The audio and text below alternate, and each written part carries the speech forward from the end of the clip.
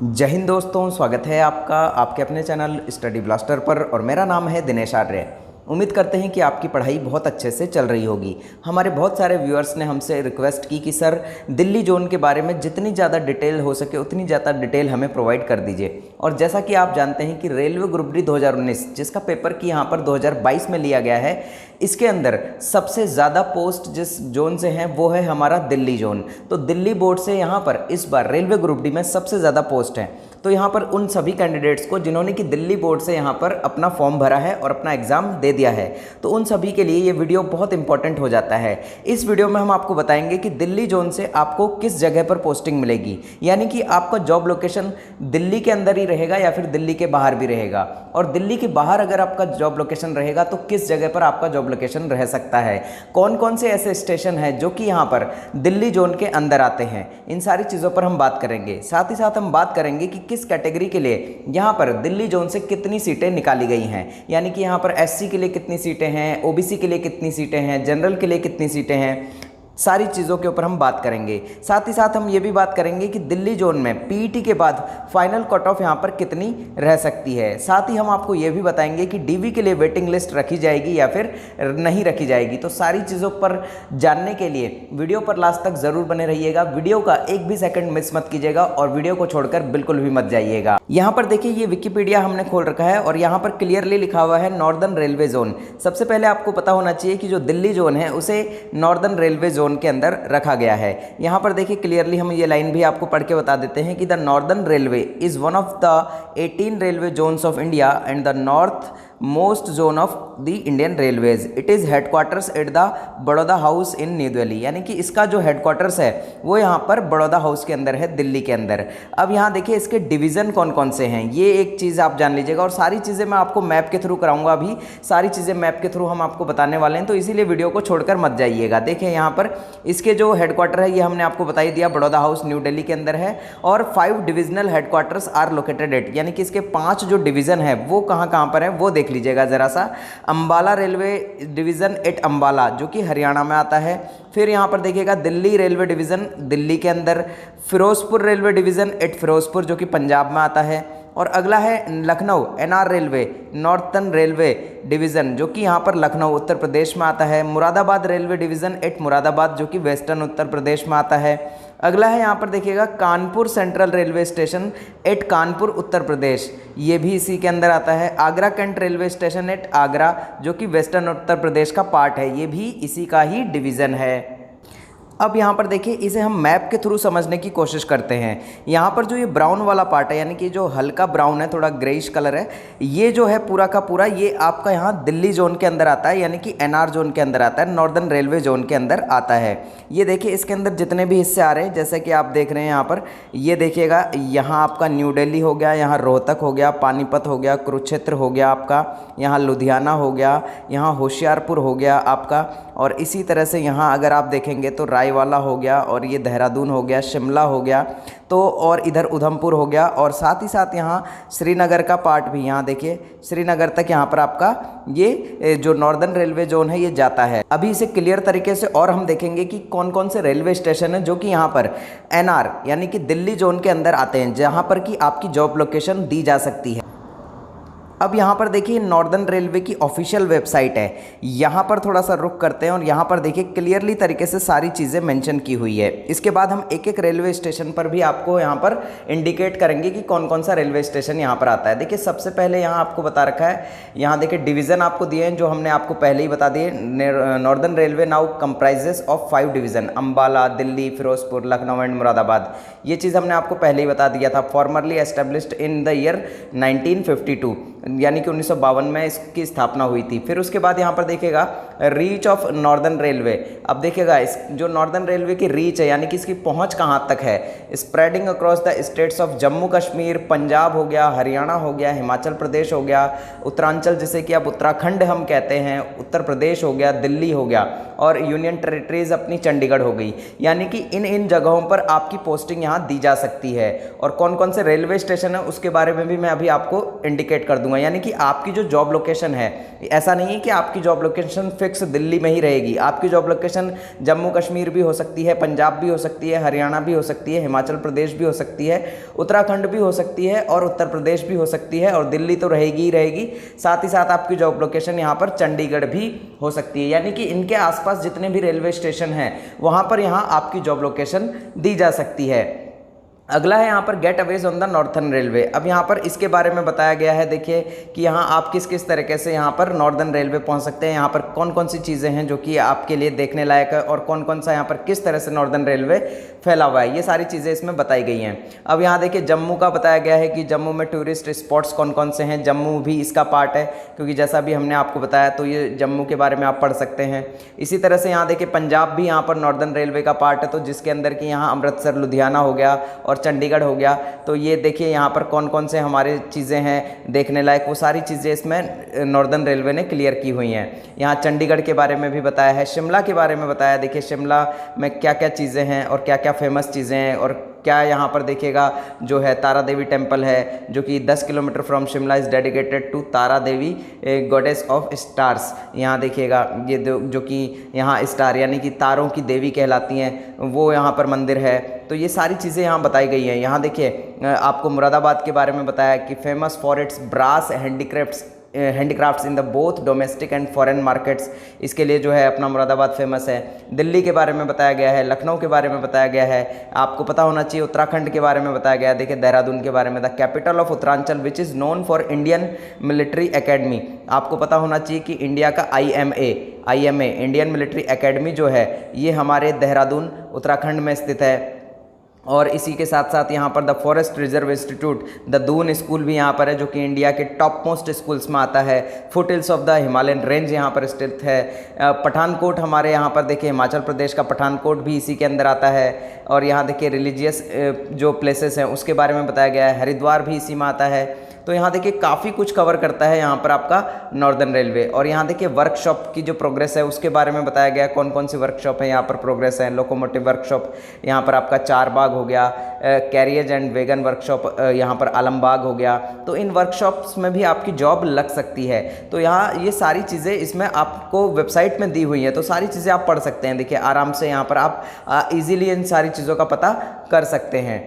अब यहाँ पर देखिए एक चीज़ और मैं आपको बता देता हूँ, major stations in northern railway zone. तो नॉर्दर्न रेलवे के अंदर कौन कौन से बड़े स्टेशन हैं जो कि आते हैं यहाँ पर। देखिए अगर हम A1 कैटेगरी सिटी की बात करें तो इसके अंदर यहाँ देखिए दिल्ली जंक्शन हो गया, न्यू दिल्ली हो गया, हज़रत निज़ामुद्दीन हो गया, आनंद विहार टर्मिनल हो गया आपका, अयोध्या जंक्शन हो गया, अम्बाला कंटेनमेंट जंक्शन हो गया, चंडीगढ़ जंक्शन हो गया, अमृतसर जंक्शन हो गया, जम्मू तवी हो गया, लुधियाना जंक्शन हो गया, लखनऊ चारबाग हो गया। और भी ये सारे के सारे स्टेशन जैसे हरिद्वार जंक्शन हो गया, बरेली जंक्शन हो गया, देहरादून का ये हो गया, और बनारस का यहाँ आपका देखिएगा आपका मन दुआदीह हो गया, और रायबरेली जंक्शन हो गया, मुरादाबाद हो गया। ये सारे जंक्शन जो है इसके अंदर में आते हैं। और देखिए A कैटेगरी के अंदर भी यहाँ पर देखिए बहुत सारे रेलवे स्टेशन है, आदर्श नगर दिल्ली हो गया, ये सारे आप पढ़ सकते हैं आराम से। और यहाँ देखिए B कैटेगरी में नहीं है, लेकिन B कैटेगरी के अंदर एक है सिर्फ जौनपुर जंक्शन। तो ये सारे के सारे जो जंक्शन है, सारे के सारे स्टेशन जो है, यहाँ देखिए रुड़की जो है, जो कि जहाँ पर कि भारत का पहला IIT यहाँ पर कॉलेज है, आपको भी पता होना चाहिए, IIT रुड़की, जो कि पहली जो IIT थी वो यहाँ पर रुड़की जो कि हरिद्वार में है। तो वहाँ पर जो भारत का पहला यहाँ पर IIT कॉलेज खोला गया था। तो ये सारी चीज़ें, सारे जंक्शन यहाँ पर आपको मिल जाते हैं। तो इसी के आसपास आपको जो है जॉब लोकेशन आपका रहने वाला है। अब यहाँ पर देखिए जैसा कि आपको पता है कि नॉर्दर्न रेलवे दिल्ली से यहाँ पर सबसे ज़्यादा 13,153 पोस्ट इस बार निकाली गई हैं। अब यहाँ किस कैटेगरी के लिए कितनी पोस्ट है और कौन सी यहाँ पर पोस्ट के लिए, कौन सी यहाँ पर जॉब के लिए कितनी पोस्ट यहाँ पर SC की है, कितनी ST की है, वो भी सारा डेटा हम देख लेते हैं। सबसे पहले देखिएगा यहाँ पर असिस्टेंट वर्कशॉप। तो इसके लिए जो NR से यानी कि मैकेनिकल डिपार्टमेंट आपको मिलेगा, तो यहाँ देखिए जनरल कैटेगरी से यहाँ पर 307 पोस्ट है, और SC के लिए देखें तो 120 पोस्ट है, और ST के लिए देखें तो यहाँ पर 60 पोस्ट है। OBC के लिए यहाँ पर 217 पोस्ट है, किसकी, असिस्टेंट वर्कशॉप की। और EWS के लिए यहाँ पर 78, और टोटल यहाँ पर 782 पोस्ट हो गई। एक्स सर्विसमैन की बात करें तो 156 पोस्ट है, और CCA कैंडिडेट के लिए यहाँ पर 156 पोस्ट है। अगला है यहाँ पर देखिएगा आपका असिस्टेंट वर्कशॉप। तो यहाँ पर देखिए असिस्टेंट वर्कशॉप जो है यहाँ मैकेनिकल का ही, तो यहाँ से अगर देखें तो 66 यहाँ पर आपकी जनरल कैटेगरी के लिए, 22 यहाँ पर एससी के लिए और एसटी के लिए यहाँ पर 24 और ओबीसी के लिए 44 और ईडब्ल्यूएस के लिए 17 और यहाँ पर टोटल हो जाती हैं 173। एक्स सर्विसमैन के लिए 34 और यहाँ सीसीए कैंडिडेट के लिए 34। इस तरह से यहाँ पर देखिए सारी पोस्ट आप चेक कर सकते हैं। कुछ पोस्ट हैं जैसे कि यहाँ देखिएगा डिपो में जो स्टोर्स की पोस्ट है ये यहाँ पर एससी के लिए नहीं है, तो एससी वाले देखिए यहाँ पर आपके लिए इसकी भी पोस्ट नहीं है। साथ ही साथ यहाँ पर देखिए असिस्टेंट डिपो स्टोर्स की इसकी भी पोस्ट नहीं है और साथ ही साथ यहाँ पर देखिए हॉस्पिटल असिस्टेंट जो हैं इसकी भी पोस्ट यहाँ पर एससी वालों के लिए नहीं है। और जो भी पोस्टें भी यहाँ पर हैं तो यहाँ देखिए जनरल के लिए 2 पोस्ट हैं और हॉस्पिटल असिस्टेंट की, और 1 पोस्ट यहाँ पर एसटी के लिए है, 1 पोस्ट यहाँ ओबीसी के लिए है, ईडब्ल्यूएस के लिए 1 पोस्ट है। एक्स सर्विसमैन के लिए बात करें तो 1 पोस्ट और सीसीए वाले कैंडिडेट के लिए भी 1 ही पोस्ट यहाँ से निकाली गई हैं। अब यहाँ देखिए आपको एक चीज़ बता देते हैं, ये सारी चीज़ें जो सारा ये पूरा का पूरा जो आपका ये नोटिस में निकाला गया था ये ओरिजिनल नोटिफिकेशन है, तो इसे आप आराम से देख सकते हैं और अपनी अपनी सीट्स यहाँ पर चेक कर सकते हैं कि किस पोस्ट के लिए यहाँ कितनी सीटें आपके कैटेगरी से हैं। तो आराम से, क्योंकि अगर हम इसे पढ़ेंगे तो वीडियो बहुत ज़्यादा लंबा हो जाएगा, आप इसे अच्छे से स्क्रीनशॉट लेकर पूरा चेक कर सकते हैं। यहाँ पर देख लीजिए 13,153 पोस्ट यहाँ से टोटल निकाली गई हैं। अब यहाँ पर देखिए फाइनल कट ऑफ की अगर हम बात करें, जैसा कि हमने आपको पिछला वीडियो अगर आपने नहीं देखा है तो उस वीडियो को ज़रूर देख लीजिएगा, जिसमें हमने आपको पीईटी के लिए यहाँ पर कंप्लीट कट ऑफ जो है उसके ऊपर हमारा कंप्लीट वीडियो बना हुआ है। आई बटन में भी आपको वीडियो मिल जाएगा। और यहाँ पर देखिएगा, यहाँ पर हमने आपको जो पीईटी के लिए कट ऑफ बताया था विदाउट नॉर्मलाइजेशन बताया था रॉ मार्क्स, हम इस वीडियो में भी उसे डिस्कस कर लेते हैं। और यहाँ देखिएगा जो जनरल का हमने आपको कट ऑफ बताया था यहाँ पर पीईटी के लिए, तो वो 62 के आसपास का बताया था 59 से लेकर, और यहाँ ओबीसी का 60 से लेकर 57 के बीच का यहाँ कट ऑफ रहने वाला है, हमने ये बताया था। 50 से लेकर 55 एससी का, और यहाँ एसटी का 48 से लेकर 52, 55 से 58 के बीच का कट ऑफ रहेगा ईडब्ल्यूएस का। और सीसीए कैंडिडेट की अगर हम बात करें यहाँ पर तो 35 से 40 नंबर के बीच यहाँ पर सीसीए का भी यहाँ पर कट ऑफ जाने वाला है। अब अगर हम बात बताएं तो यहाँ पर 45 से लेकर 50% की ही अटेंडेंस इस बार देखने को मिली है। तो इस हिसाब से जो आपका जो यहाँ पर डीवी के लिए यानी कि डॉक्यूमेंट वेरिफिकेशन के लिए जो कट ऑफ बनेगा, जो मेरिट बनेगा वो पीईटी के बाद बनेगा, ये आप भी जानते हैं। तो यहाँ देखिएगा ये तो कट ऑफ हो गया आपका पीईटी का, तो पीईटी के बाद डॉक्यूमेंट वेरिफिकेशन के लिए आपका एक बार और कट ऑफ बनता है जो कि मेरिट बेस्ड कट ऑफ होता है।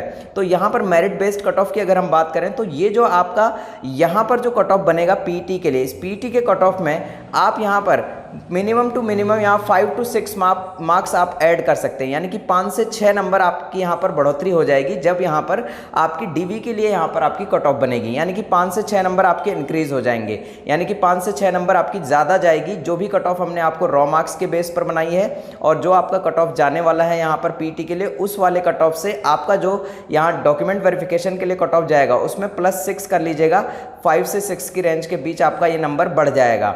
लेकिन अब अगला सवाल आता है कि क्या यहाँ पर इस बार वेटिंग लिस्ट रखी जाएगी, तो यहाँ पर वेटिंग लिस्ट यहाँ पर इस बार भी रखी जाएगी, लेकिन इस बार डॉक्यूमेंट वेरिफिकेशन के अंदर, जैसे कि पहले यहाँ पर 1/1.5 कैंडिडेट बुलाए जाते थे, यानी कि 0.5 कैंडिडेट ज़्यादा बुलाए जाते थे डॉक्यूमेंट वेरिफिकेशन में, लेकिन इस बार जो है रेशियो 1/1 रखा गया है। जैसे मान लीजिए दिल्ली से अगर यहाँ पर 13,351 सीटें हैं, एग्जैक्ट सीटें जितनी भी हैं, तो यहाँ पर मान लीजिए 1200 सीटें हैं, हम एक ऐसा ही कैलकुलेशन ले लेते हैं, और डॉक्यूमेंट वेरिफिकेशन के लिए भी 1200 कैंडिडेट ही यहाँ पर बुलाए जाएंगे, तो ज़्यादा कैंडिडेट यहाँ पर इस बार नहीं बुलाए जाएंगे।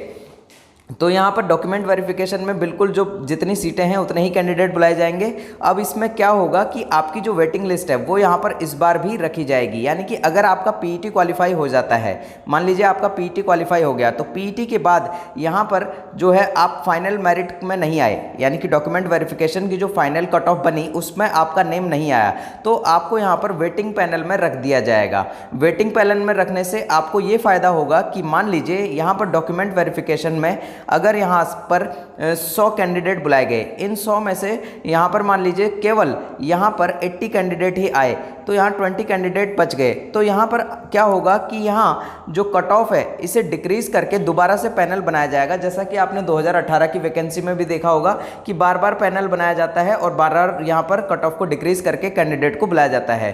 तो यहाँ जब तक ये पूरी सीटें नहीं भर जाएंगी तब तक यहाँ पर पैनल बनते रहेंगे और कट ऑफ को डिक्रीज करके जो वेटिंग लिस्ट वाले वाले कैंडिडेट हैं उन्हें यहाँ बुलाया जाएगा और वेटिंग लिस्ट पे वही कैंडिडेट रखे जाएंगे जिनका कि पीईटी क्वालिफाई होगा। तो इसीलिए आपको पीईटी तो क्वालिफाई करना ही है।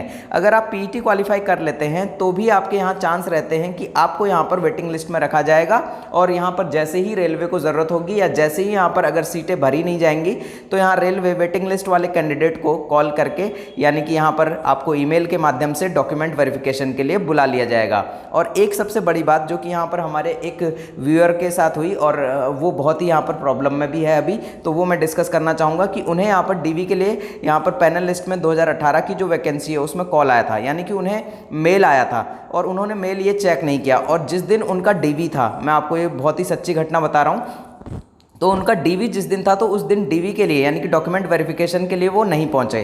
तो अब उनके साथ ये प्रॉब्लम हो गई कि यहाँ पर उनका जो डीवी था यानी कि उनकी जो यहाँ पर योग्यता थी, जो भी यहाँ पर सिलेक्शन था, उस प्रोसेस को यहाँ होल्ड कर दिया गया, यानी कि उन्हें एब्सेंट दिखा दिया गया यहाँ पर डीवी के अंदर। तो उनके साथ यहाँ पर बहुत बड़ी प्रॉब्लम हो गई। अब यहाँ पर रेलवे ने कहा कि या तो आप हाई अथॉरिटी से हमें यहाँ पर लिखवा कर दीजिए या फिर कोर्ट के माध्यम से हमारे पास आइए। तो इसीलिए आपको ये ध्यान रखना है कि आपने जो ईमेल आईडी यहाँ पर आप जब भी आपका डॉक्यूमेंट वेरिफिकेशन होगा उससे पहले आपका पीईटी होगा और आपने जब यहाँ पर फॉर्म भरा था उस टाइम पर आपने कौन सी यहाँ पर ईमेल आईडी दी थी, और तो उस ईमेल आईडी को आप अच्छे से चेक कर लीजिएगा, क्योंकि जब आपका यहाँ डॉक्यूमेंट वेरिफिकेशन होगा उस टाइम पर आपके पास जो मेल आएगा वो वहाँ पर उसी जीमेल आईडी पर आएगा। तो इसीलिए आपको अलर्ट रहना है और ध्यान रखना है कि समय समय पर आपको अपनी जो ईमेल आईडी है उसे चेक करते रहना है कि यहाँ पर रेलवे की तरफ से आपको कोई ईमेल तो नहीं आ गया है। जब भी अगर आपका पीईटी निकल जाए तो उसके बाद आप ये सारी चीज़ें ज़रूर चेक करते रहिएगा, नहीं तो इस तरह की घटना आपके साथ भी हो सकती है। तो उम्मीद करते हैं कि आपको वीडियो में सारी चीज़ें अच्छी लगी होंगी। अगर वीडियो अच्छी लगी हो तो लाइक और शेयर ज़रूर कर दीजिएगा, चैनल को सब्सक्राइब ज़रूर कर लीजिएगा। मिलते हैं अगले वीडियो में, तब तक के लिए जय हिंद, जय भारत।